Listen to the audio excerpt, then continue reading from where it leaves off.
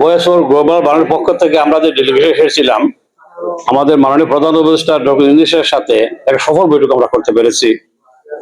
Doctor Yunus আমাদের প্রবাসীদের সকল সমস্যা অত্যন্ত ধৈর্যের সাথে শুনেছেন এবং তা বাস্তবায়নের আশ্বাস দিয়েছেন।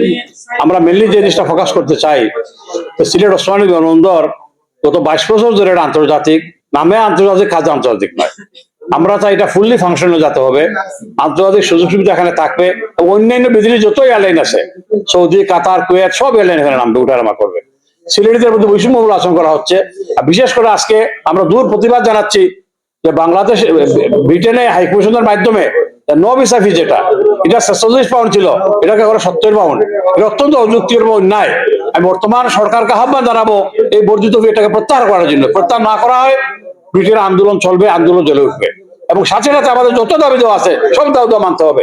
এবং আমাদের যে দীর্ঘদিনের প্রবাসীদের দাবি, আসলে আমরা অনেক সময় বিভিন্ন ভাবে আমরা কথা বলি, আমরা আন্দোলন করি, এগুলা করি। আমরা একটু ডিফারেন্ট ওয়েতে আমাদের বিশ্বের 11টা দেশের প্রতিনিধি এসে, আমরা ডেলিগেট নিয়ে এসে এখানে এগুলো আমরা উপস্থাপন করলাম এবং খুব যত্ন সহকারে মানে এই অন্তর্বর্তীকালীন সরকারের প্রধান ডক্টর ইউনূস সাহেব আমাদের কথাগুলো শুনেছেন।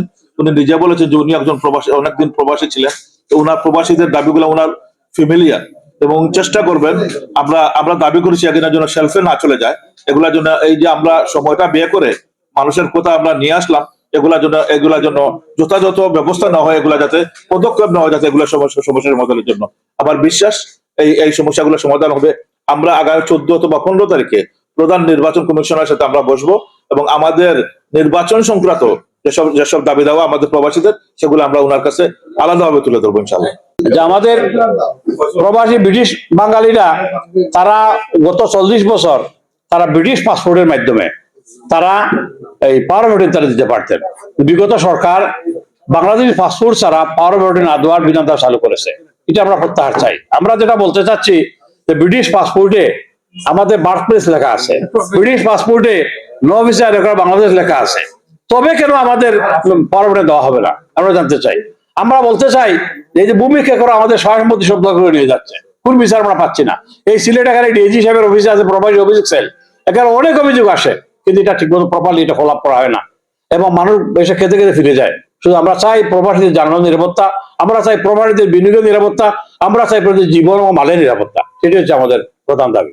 আমি যেটা বলবো যে দেখেন, আমাদের বিভিন্ন দাবি দেওয়া যেটা আমাদের জনাব আবুতাহের সাহেব তুলে ধরেছে, যেমন বিমানের যে সমস্যা, আমরা চাই যে আমাদের ওসমানী বিমানবন্দর এটা যাতে পূর্ণাঙ্গভাবে আন্তর্জাতিক বিমানবন্দর হিসেবে চালু হয়, সর্বোচ্চ অন্যান্য এয়ারলাইন যাতে এখানে আসতে পারে এবং প্যাসেঞ্জার যারা আছেন তারাও যাতে সেই ধরনের সুযোগ সুবিধা তারা পাঞ্জাবে ঢাকায় আসতে পারে, বিভিন্ন এয়ারলাইন্সে আসতে পারে, তারা কম্পেয়ার করে তারা প্রাইস কমে আসতে পারে কম টিকিটে, সেটাই আমরা চাচ্ছি।